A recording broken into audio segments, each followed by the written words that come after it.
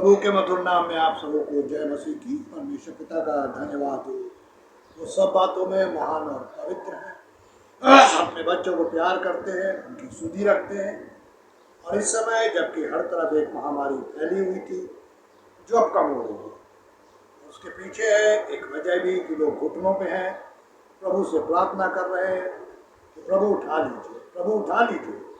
और वचन ये कहता है कि यदि कोई परमेश्वर की आज्ञाओं को मानता, उसकी इच्छा पर चलता है, तो उसकी बात को सुनता है। मेरे प्रियो, जबकि इस महामारी में बहुत से लोगों ने अपने माँ बाप अजीजों को खोया है, कोई परिवार ऐसा नहीं है जहाँ ये दुख की घड़ी ना आई, सब परिवारों में है। लेकिन परमेश्वर का धन्यवाद है, क्योंकि हमारे पास एक बहुत जीवित बात है, वो ये कि आज हम बिछड़े हैं लेकिन कल हम फिर मिलेंगे अपने अजीजों से। ये हमारी कितनी बड़ी आशा है, जो ये आशा सबके पास नहीं है। मेरे प्रियो, वचन भी यही बताता है, जो मसीह में नहीं है उसके सारे जीवन की आशीष खुशी इस जीवन में है, लेकिन जो मसीह यीशु में है उसके पास एक बहुत बड़ी आशा है, मुझे कि हम फिर एक बार एक साथ मिलेंगे। और उसका ही वचन में जो वर्णन है उसी के ऊपर हम गौर करेंगे और आगे चलेंगे। पिछली बार प्रकाशित वाक्य 7वें बाब की 7वीं आयत पर हम लोगों ने गौर किया था और 9वीं आयत से लेके, और बाइबल बताती है कि इसके बाद मैंने दृष्टि की, एक जाति, कुल और लोग और भाषा में से एक ऐसी बड़ी भीड़ जिसे कोई गिन नहीं सकता था, श्वेत वस्त्र पहने और अपने हाथों में खजूर की डालियां लिए सिंहासन के सामने और मेमने के सामने खड़ी है। हाँ मेरे प्रियो, ये भीड़ कहाँ से आई है? वो जो इस क्लेश से निकल के आया। पूछा नीचे यूहन्ना ने कि ये कौन लोग हैं? उन्हें बताया गया कि ये वो लोग हैं जो क्लेश से निकले हैं। मेरे प्रियो, वचन क्या सिखाता है? यीशु मसीह ने क्या कहा? संसार में तुम्हें क्लेश होगा। उन्होंने कभी नहीं कहा तुम सुखी रहोगे, क्लेश होगा, पर ढाढ़स बांधो, मैंने संसार को जीत लिया। और आज हम इसमें आगे चलेंगे और इसकी 10वीं आयत के ऊपर गौर करेंगे, वचन क्या सिखा रहा है। और बड़े शब्द से पुकार कर कहती है वो बड़ी भीड़, उद्धार के लिए हमारे परमेश्वर का उद्धार। उद्धार का मतलब होता है छुटकारा। अब अगर हम महामारी के बीच में फंस गए हैं, महंगाई के बीच में फंस गए हैं, या हमारे जीवन में प्रॉब्लम्स की एक भीड़ लगी हुई है, तो यहाँ क्या लिखा हुआ है? उद्धार। यानी हमारे पास एक ऐसा शख्सियत है, एक ऐसी पावर है जो हमें छुड़ा देगी। अय्यूब जब बहुत परेशानी में थे तो उन्होंने क्या कहा था? मैं निश्चय जानता हूँ, यानी वर्ड उन्होंने वचन में लिखा निश्चय, कन्फर्म, कि मेरा छुड़ाने वाला जीवित है। मेरे प्रियो, हमारा प्रभु यीशु आज हमारे अंदर जीवित है या मृतक है? अगर वो जीवित है तो हम उसकी इच्छा के अनुसार चल रहे होंगे, और यदि वो मृतक है तो हम अपनी इच्छा के अनुसार चल रहे हैं, क्योंकि हमने उसको तो डेड कर रखा है, काम नहीं करने देते। लेकिन यहाँ क्या लिखा? उद्धार के लिए। बड़े शब्द से पुकार कर कहती, उद्धार के लिए हमारे परमेश्वर का छुटकारा कौन देते हैं? परमेश्वर। मिस्र से छुटकारा किसने दिया? परमेश्वर ने। रोमी सल्तनत से छुटकारा इसराइलियों को किसने दिया? प्रभु यीशु ने। आज पापों से, महामारी से, बीमारियों से, हर प्रॉब्लम से छुटकारा देने के लिए कौन हमारे साथ है? हमारा प्रभु यीशु। अभी जब गुजरे दिनों में बुखार हुआ, मुझे बहुत तेज भी नहीं हो रहा था, मैंने अपने डॉक्टर से बात की, 99 और 100 के ऊपर जाती ही नहीं थी। और मेरे प्रियो 4-5 दिन चला होम्योपैथिक ट्रीटमेंट, दवाई लेते तो उतर जाता था, फिर धीरे धीरे दोपहर में चढ़ जाता था। एक ही काम कर रहे थे, प्रभु से पूछ रहे थे, प्रभु इससे भी तो छुटकारा दिलाइए। परमेश्वर का धन्यवाद हो, आज 3रा दिन है, कोई बुखार नहीं था। परमेश्वर ने उतार कर रख दिया। मेरे प्रियो, अगर हमारे जीवन में प्रॉब्लम है, सकेती हैं, या आज हम परेशानियों से गुजर रहे हैं, तो आप जानते हो उसके पीछे रीजन क्या है? हमारा दोहरा जीवन। हम दोहरे नेचर के लोग, हम सोचते हैं हम प्रभु के पास है, लेकिन बाइबल क्या कहती है? ये कहते हम परमेश्वर को जानते हैं, लेकिन अपने कामों से उसका इनकार करते हैं। अभी गुजरे दिनों में जब मैं उड़ीसा गया हुआ था प्रचार करने, और मेरे प्रियो वहाँ एक बेटी मेरे पास आई बात करने के लिए, और जो उसने अपने घर की सिचुएशन बताई, तो मैंने जैसी वो आई थी मैंने उससे कहा था तुम अपने जीवन के लिए चौकन्नी रहो, क्योंकि आने वाले दिनों में तुम्हारे यहाँ बहुत प्रॉब्लम आने वाली है। बात आई गई, खत्म हो गई।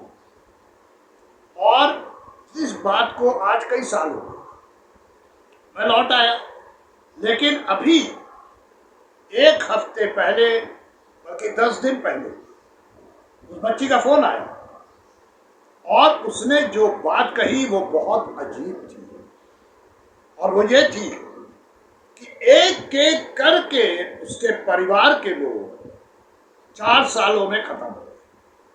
हमारा पूरा परिवार, वो बेटी, उसकी एक बहन, उसका एक भाई, मामा पापा। तब कोरोना नहीं था, लेकिन एक एक करके सब चले गए। आज सिर्फ 2 बहनें बची।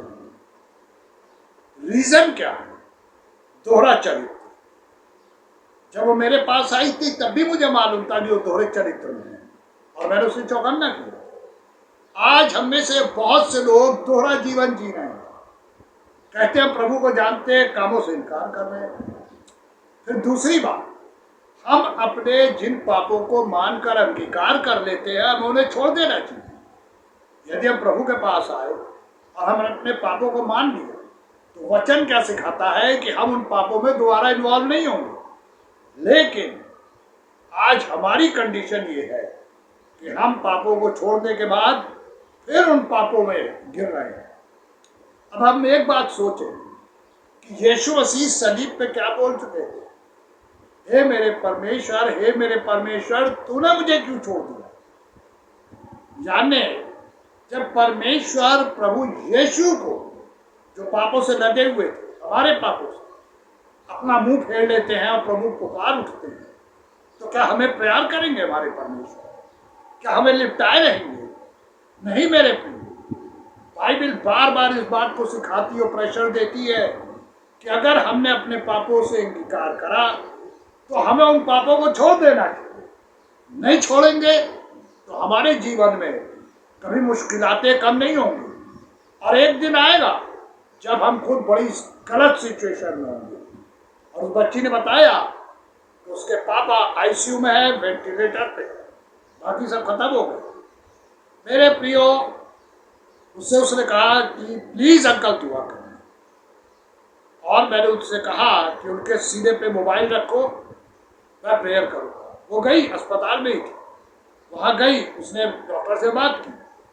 डॉक्टर ने कहा ठीक है, आप अपना प्रयास करिए, दुआ सब कुछ कर सकते हैं।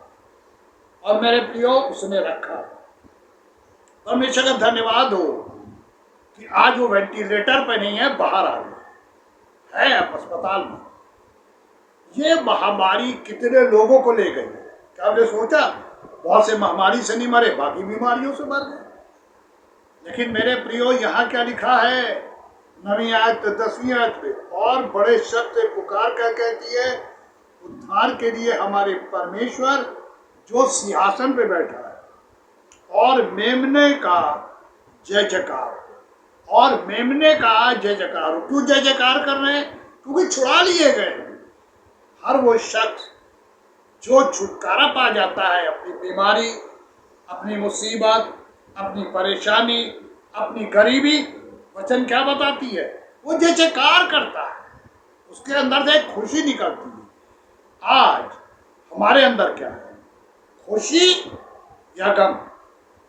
और मेरे प्रियो, आज अभी हमारे सामने नहीं मालूम क्या पोजीशन आएगी, क्या क्या होने जा रहा है, लेकिन परमेश्वर अपने वायदों में बहुत सच्चे। और अगर हम अपनी दुआ में परमेश्वर के वचन को बार बार रिमाइंड करें और परमेश्वर के सामने रखें, तो मेरे प्रियो, बाइबल ये बताती है परमेश्वर सुनते हैं हमेशा। वचन कहता है तुम किसी ऐसी परीक्षा में नहीं पड़े। हम अगर कहीं परीक्षा में है, हमारे घर में दुख है, मुसीबत है, बीमारी है, तो हम इस वचन को परमेश्वर से बोले, प्रभु आपने कहा था तुम किसी ऐसी परीक्षा नहीं हो जो सहने से बाहर होगी, और पढ़ोगे तो मैं निकाल लूंगा। तो बाइबल कितने प्यारे तरीके से अपने वायदों में सच्ची है। अगर आप यूहन्ना 16:33 पढ़ेंगे तो वहां क्या लिखा हुआ है? संसार में तुम्हें क्लेश होगा, लेकिन क्या, ढाढ़स बांधो, मैंने संसार को जीत लिया है। यीशु मसीह क्या कहते हैं? मेरी भेड़ा मेरा शब्द सुनती है और मैं उनके आगे आगे चलता हूं, वो मेरे पीछे पीछे चलते। कितनी अजीब सी बात है, कितनी गहरी बात है। मुझे याद है वचन में एक जगह ये वर्णन है कि जब प्रभु यीशु अपने चेलों को छोड़ के प्रार्थना करने चले गए तो चेले नाव में बैठकर निकल पड़े और एकदम से तूफान आया, आंधी आई, और इतनी कि वो चिल्लाने लगे, रोने लगे। उनको लगा वो डूब के मर जाएंगे, जबकि वो मछुआरे थे, लेकिन वो लहरें बर्दाश्त नहीं कर पा रहे थे। और मेरे प्रियो, थोड़ी देर के बाद उन लोगों ने क्या देखा? अरे हमारे आगे कोई जा रहा है, नाव के आगे कोई जा रहा है। और उन्होंने क्या देखा? अरे ये तो प्रभु है, ये प्रभु है, पानी पे चलते हुए जा रहे। मेरे प्रियो, क्या लिखा हुआ है? वो आगे हैं। और अगर हमारे जीवन में हमने प्रभु को आगे कर रखा है तो हम इस बात को अच्छी तरह से विश्वास के साथ समझ लें कि हम पीछे हैं। कोई भी बीमारी, प्रॉब्लम, कुछ भी आएगा, प्रभु यीशु से टकराकर बाहर निकल जाएगी, हम सेफ हो। ये एक बहुत बड़ा वायदा है परमेश्वर का, और ये एक बहुत बड़ा प्रभु का अनुग्रह हम। अब यहाँ ये लिखा ना, परमेश्वर की जय जयकार हो, प्रभु यीशु की जय जयकार हो। और अब इसकी 11वीं आयत चलते हैं। और सारे स्वर्गदूत उस सिंहासन और प्राचीनों के चारों ओर खड़े हैं, और वे सिंहासन के सामने मुंह के बल गिर पड़े। यानी परमेश्वर के सामने स्वर्गदूत मुंह के बल गिर पड़े। और आज हमारे घरों में दुआ कैसे होती है? चेयर पे बैठे रहते, उतरना ही नहीं चाहते। प्रभु यीशु मुंह के बल लेट के दुआ करते थे। आज भी प्रभु के लोग घुटनों के बल दुआ कर रहे हैं। लेकिन हमें जांचने का समय है, हम कहाँ प्रेयर कर रहे हैं, किस पोस्चर में है, किस कंडीशन में है। मेरे प्रियो, वचन क्या कहता है? ऐसी दुआएं परमेश्वर नहीं सुनते। मेरे प्रियो, हम जब तक दीनता नहीं ओढ़ेंगे, जब तक अपने को छोटा नहीं बनाएंगे, तब तक हमारा उद्धार नहीं होगा। कोई बीमारी से हम नहीं छुड़ाए जाएंगे, कोई प्रॉब्लम से नहीं छुड़ाए जाएंगे, कोई बात हमारे जीवन में हमसे अलग नहीं होगी जो हमें नुकसान कर रही है। कब तक? जब तक हम प्रभु यीशु के संग उनके पीछे पीछे नहीं चलेंगे। और दाऊद यार अय्यूब की तरह कह सकेंगे कि मैं जानता हूं मेरा छुड़ाने वाला जीवित है। दाऊद क्या कह रहे थे? भजन संहिता 23 में 91 में, यहोवा मेरा चरवाहा, मुझे कोई घटी नहीं होगी। कहाँ लिखा बाइबल में घटी होती है परमेश्वर के लोगों को? किनको होती है मालूम? जो दोहरे जीवन को जीते, एक तरफ प्रभु परमेश्वर और दूसरी तरफ संसार। और बाइबल में याकूब 4:4 में क्या लिखा है? ए व्यभिचारिणियों, क्या तुम नहीं जानती कि संसार से मित्रता करनी परमेश्वर से बैर करना है? और जो कोई संसार का मित्र होना चाहता है वो परमेश्वर को अपना बैरी बना लेता है। अब चुनने का काम हमारे सामने है। हम परमेश्वर को चुन रहे हैं, प्रभु यीशु को चुन रहे हैं, या संसार। ठीक है, हम लोग सबको काम करना है, मेहनत करनी है। चेले भी मेहनत करते, मछली पकड़ते थे, सबको मेहनत करनी है। लेकिन मेहनत और मेहनत के संग संसारिकता, ये दोनों अलग चीज है। काश कि हमारे जीवन में परमेश्वर का कार्य ऐसे हो कि हम अपने जीवन की प्राथमिकता को पहचान सके। हमारा फर्स्ट अप्रोच क्या होनी चाहिए? आज परमेश्वर हमसे क्या चाहती है? मेरे प्रियो, होने दीजिए कि सकेती, इस महंगाई, इस बीमारी, इस परेशानी में हम एक बात बस स्मरण रखें कि अगर हम प्रभु के पीछे, प्रभु आगे, तो हमें कुछ नहीं होगा। और नहीं तो मेरे प्रियो, हम सारी परेशानी खुद झेलेंगे, क्योंकि प्रभु तो पीछे है। वो काम ही नहीं करेंगे क्योंकि पीछे है। हम अपने जीवन में आने वाले समय में अपने को अच्छी तरह जांच ले कि हम आगे हैं या प्रभु आगे हैं। अगर हमने प्रभु को आगे रखा, नो प्रॉब्लम, नो प्रॉब्लम। लेकिन अगर हम आगे हैं प्रभु पीछे, तो प्रॉब्लम ही प्रॉब्लम, परेशानी, बीमारी, महंगाई, सब का अटैक होगा। और नहीं वरना हमारे छोटे थोड़े से पैसों पे इतनी बरकत होगी कि वो खर्चा ही नहीं होगी, खत्म ही नहीं होगी। चुनने का काम हमारा।